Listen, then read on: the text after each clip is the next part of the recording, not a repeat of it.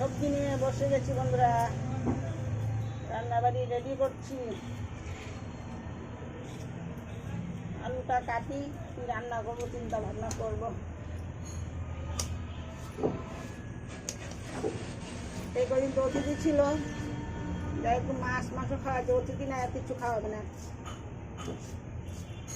আমার বর মশলা কিচ্ছু খায় না, মাছ মাংস কিচ্ছু না।